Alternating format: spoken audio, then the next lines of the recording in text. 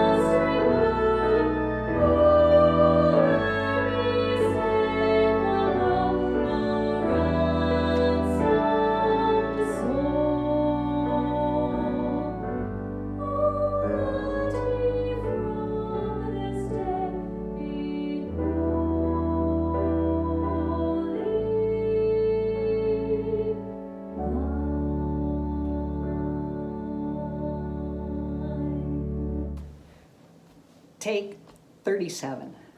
Hi, we're the Cools. I'm Ken. I'm Sarah. Hi. Good morning. Good morning, everyone. I hope you are all doing well during this unusual time in our society. My name is Melissa Hampton, and I'm going to lead us in prayer today. I wish I could see all your faces like you can see mine, but I'm assuming an entire congregation Zoom meeting might be a touch difficult, and you might be feeling compelled to get out of your PJs if we did that. This is definitely a come-as-you-are service. I know that many are still working, but most of us are still stuck at home. It's easy to feel sympathy for the people at home with piles of bored kids that they are trying to homeschool right now. My heart goes out to the people that are alone. Yesterday, for Easter, I was able to have a nice dinner with my husband and 2 daughters. But because of social distancing, my son Wes had to stay with his roommates over at college and his cat. My dad had the opportunity to spend all day outside doing yard work because he had nowhere he could go for his Easter meal. And my mother-in-law spent the day at her apartment as well by herself. Like many, I had to shut down my business several weeks ago. It can be stressful not having an income, but I will say it has humbled me by how many of my clients have still sent me a paycheck. It is amazing and gives me hope that we can come together and get through this, that we can find the solutions needed as they arise. Not working and not having my second job of driving my daughters around to all their activities has given me a lot of free time. I had intended to paint a bathroom this fall and never had the time for it. Well, it's done now and looks beautiful. And I also love an organized house. It gives me peace. And probably over the last 10 years, I've rarely had that and just had to let that go with 3 kids and a business to run. Well, my house is now completely organized, I am happy to say. And I love cooking and been able to throw down some amazing dinners recently with desserts. We've now all committed to running on the elliptical every day because of it. It's easy to focus and get sucked in to the negatives of what is going on right now. I encourage all of you to write down 3 things a day or discuss at the dinner table the positives that you have come across during the day. It can really help. My daughter Maggie is a senior in high school, and that is really hard for those kids right now. And she usually dances 5 days a week. So I must admit, it might seem selfish, but I can see the positive in this right now. I have spent more time with her over the last several weeks than I have since she was a little girl and I was a stay-at-home mom. I will not be getting that chance again, more than likely, as she goes off to college this fall to Saginaw Valley State University. And yes, Pastor Marty and Cindy, she is expecting invites to the cottage. Let us go to the Lord in prayer. Oh, powerful one, we need you in these troubled times. Need to feel your presence, your touch. We need to feel your embrace. You haven't forgotten us. You will never lose track of where we are at and what we need. We need to reach out to you, Lord. Maybe take some of our newfound time and spend it on the Bible and spend it on quiet times, one-on-one with you, where we can listen to what you want us to do and know. Lord, please keep our frontline workers healthy. Nurses, doctors, grocery workers, all at the front, all risking their lives to help the masses. Let them know they can count on you to get them through this time when they are feeling they can give no more. And now let us recite the prayer that your glorious Son gave to us. Our Father, who art in heaven, hallowed be thy name. Thy kingdom come, thy will be done, on earth as it is in heaven. Give us this day our daily bread, and forgive us our trespasses, as we forgive those that trespass against us. And lead us not into temptation, but deliver us from evil. For thine is the kingdom, and the power, and the glory forever. Amen.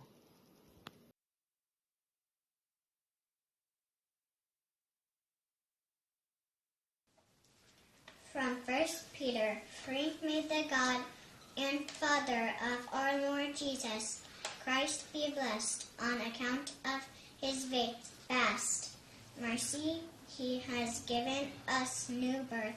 You have been born anew into a living hope through the resurrection of Jesus Christ from the dead. You have a pure and enduring inheritance that cannot perish, an inheritance that is presently kept safe in heaven for you. Through his faithfulness, you are guarded by God's power so that you can receive the salvation he is ready to reveal in the last time. Although you've never seen him, you love him. Even though you don't see him now, you trust him, then so rejoice with a glorious joy that is too much for words. You are receiving the goal of your faith, your salvation.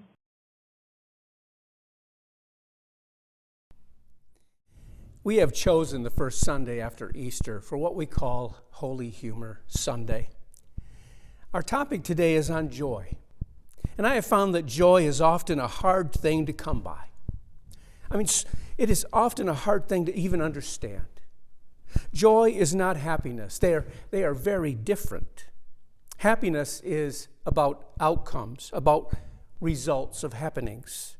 That is, you win the lottery, or you hear the news of a new grandchild, or your son or daughter just received a full ride scholarship to Michigan State University, and a smile comes on your face. You are happy. Well, right now there's not a whole lot to be happy about. The whole shelter in place has been extended. There are many people out of work. They're laid off. Money has become an issue, or soon will, for people.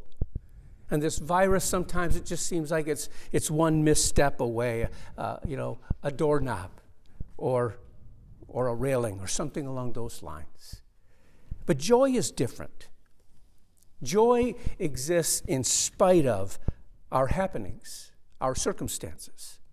Joy is not dependent on your or my good fortune.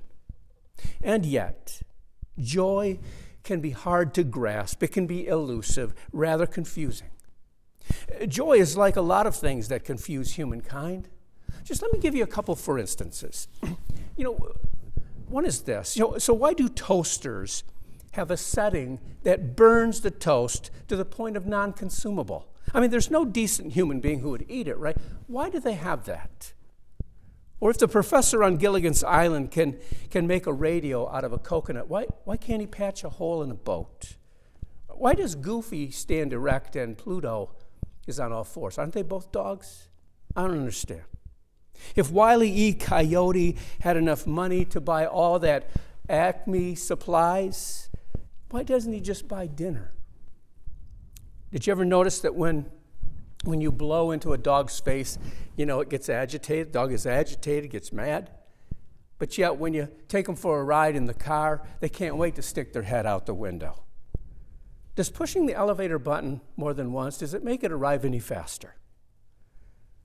And why do the alphabet song and Twinkle, Twinkle, Little Star have the same tune? I don't get it. More seriously, where do we find or search for joy, at least? We tend to look for joy in what we own. We tend to look for joy in our professions, in our status or friendships. That's not where joy is found. This morning, as we come to celebrate Holy Humor Sunday, where Christ has the last laugh, where there is victory over death, we are very aware of the headlines. The headlines speak more of death and darkness, not victory. Joy is a hard thing to come by. And yet the Bible talks a lot about joy. Almost 500 times it speaks about joy. The scriptures say we are supposed to be joyful. We are called to a joyful life, a joyful existence. But it really does depend on your outlook, on your point of view. And it does remind me of a story where an enterprising man asked the Lord, "Hey, Lord, how long is 1,000,000 years to you?"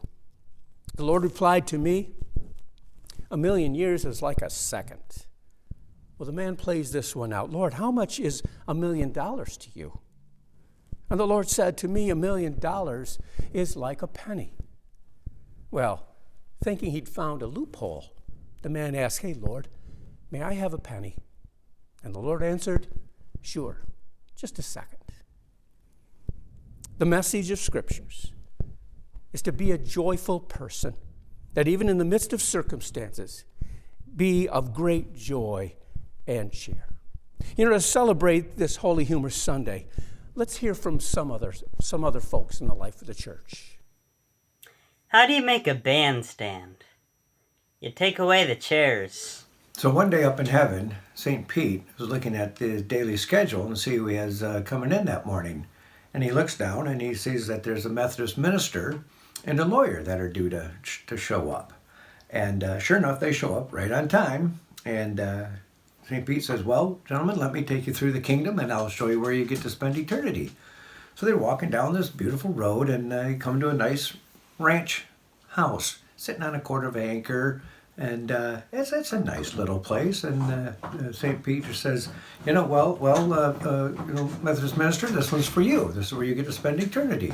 And the minister was quite grateful for that. And he said, this is fine. This is all I need. I'm happy with this. So they walk down the road a little bit further and they come to this beautiful 5 manicured acres with a nice mansion, 5-bedroom, 4-bath, swimming pool in the back. And the lawyer looks, he says, this is for me? And St. Peter says, well, yes, it is. So I don't get it. He says, the preacher guy got that little ranch and I'm getting this mansion? And St. Peter said, well, we have a lot of ministers up here, but you're our first lawyer so far. How many sopranos does it take to screw in a light bulb? Just one. They hold it up in the air and let the world revolve around them. Sunday school was over, and as the teacher was getting ready to dismiss the children, she asked them, why is it necessary to be quiet in church? Annie said, because people are sleeping. Scripture states, clap your hands, all you nations. Shout to God with cries of joy. Let the heavens rejoice, let the earth be glad. This is the day the Lord has made. Let us rejoice and be glad in it. Rejoice, joy, joyfully. Almost 500 times it is indicated in our scriptures. Now, when Peter wrote his letter in 1 Peter, he was in Rome. This was a Spirit-inspired letter that dealt with persecution in a time when suffering was great for Christians. Peter started this letter in a spirit of inexpressible joy that comes from God's promises to us. And when you and I, when we focus on God's promises, then joy has no choice but to show up. I like what Peter adds in verse 13. He says, roll up your sleeves. Be totally ready to receive the gift that's coming when Jesus arrives. Don't lazily fall back into old attitudes and behaviors. You didn't know any better then, but you do now. Little Tommy was 5 years old and he couldn't go to church. He had a scratchy throat. So they got a babysitter and Mom and Dad went. And when they came home, they were all carrying palm fronds. And little Tommy said, well, what are those for? And Mommy and Daddy said, well, when Jesus walked into the city, everybody waved palm fronds over his head. Little Tommy said, darn, first day I don't go to church and he shows up. There was this guy, and he went into the bar, and he had a carrot stuck in one ear, a cucumber stuck in the other, and a banana up his nose. And he sat down at the bar and he asked the bartender, what's wrong with me? And the bartender said, for one thing, you're not eating right. How many tenors does it take to screw in a light bulb? 5. 1 to do it, and 4 to say it was way too high.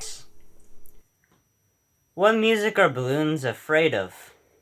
Pop music. I truly believe that the joy we receive in Christ is big enough, is strong enough, and is able enough to meet anything that gets in your and my way. The joy of the Lord, it will permeate our lives. And I remember that at the Last Supper, Jesus told his disciples, these things I have spoken to you, that my joy may be in you, that your joy may be full or complete. Now here's a man who knows that he will soon be chained and beaten and whipped and brutalized and crucified. And what's he talking about? He's talking about joy. Joy. I'm not sure if you heard the story about the small gathering. It was 3 families. These 3 families sat down to eat a meal together. And the hostess said to her young daughter, "Honey, would you mind giving us the blessing?" I don't know. I don't know what to say," replied the daughter. "Well, just say just say what you've heard Mommy say," said the mother. "Okay." The daughter paused, and then she began. "Dear God, why did I invite all these people over?" Let me repeat. At the Last Supper, Jesus said to his friends, "I've told you these things that my joy may be in you and that your joy may be full." And again, here's a man who knows that he will soon be beaten and scourged within an inch of his life, and then he will bleed out on the cross. And he's talking to us about joy. Psalm 30 reads, "Hey, everyone, sing your hearts out to God. Thank him to his face. He gets angry once in a while, but across a lifetime there is only love. Weeping may endure for the night, but joy comes in the morning." Here's a special one for Pastor Marty. To quote George Burns, "The secret of a good sermon is to have a good beginning and a good ending, and to have both of those as close together as possible." Why was Mozart so angry at his chickens? They kept going bark, bark, bark, bark. Sorry about the haircut, but my barber is sheltered in place. There was this rope that came into a bar, and a bartender said, "Hey, get out of here. We don't serve ropes in here." So the rope went out of the bar, and he went out and he twisted himself into a knot, and he mussed up his hair, and he pulled his shirt tail out a little bit and went limping back into the bar. The bartender said, "Hey, aren't you the rope I just threw out of here?" And the rope replied, "Nope, I'm afraid not." How many conductors does it take to screw in a light bulb? Well, you tell me, I wasn't watching. So a young boy is standing in the hall at the church, and he's looking at all the pictures and plaques on the wall, and there's several of them, and they all got pictures of parishioners and little American flags all by them, and he's kind of looking at them with a puzzled look on his face, and the pastor comes walking up to him and says, "What's going on?" And he says, "Well," he says, "I'm kind of wondering what's going on with all these pictures of people, and they got the flags on the wall and whatnot." And the pastor says, "Well, those are all the people from this church that have died in service." And he says, the little boy says, "Well," he says, "did they die in the 8 o'clock or 10 o'clock service?" When the disciples were at their lowest, joy came on Easter morning. When you and I are at our lowest, joy comes when we too experience our faith in the resurrected Christ. Our steadfast faith that produces resounding hope is our reason for living with inexpressible joy. This is the day the Lord has made. Rejoice. Amen. Hello, friends. I have for you an oldie, but a goodie. I hope that you will sing along with me. It's a song we need to sing, that God's eye is on the sparrow, so that I know God is watching me. And I sing because I'm happy, and I sing because I'm free. Remember that we choose joy. Fill that hole today with God, and rest assured that God is with us.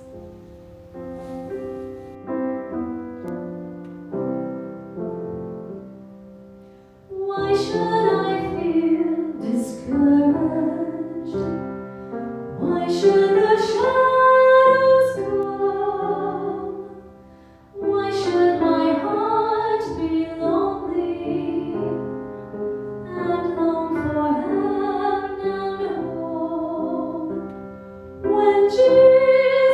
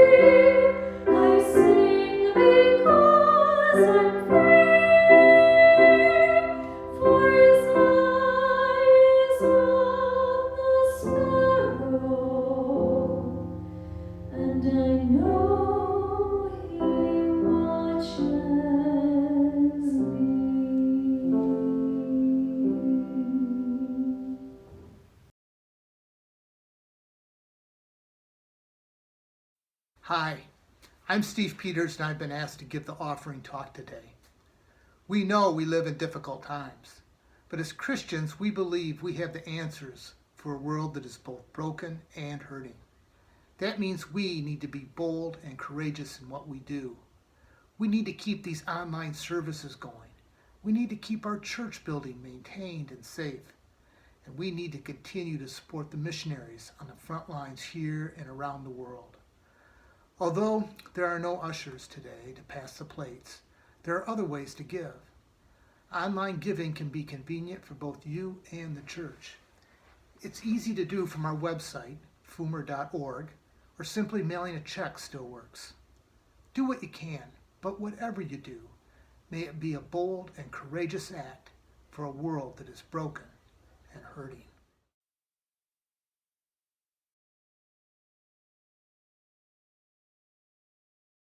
Good morning, and I can't wait till after this quarantine so I can join this church family. Hear these words of Paul in the letter to the Romans. May the God of hope fill you with all joy and peace in believing, so that you may abound in hope by the power of the Holy Spirit.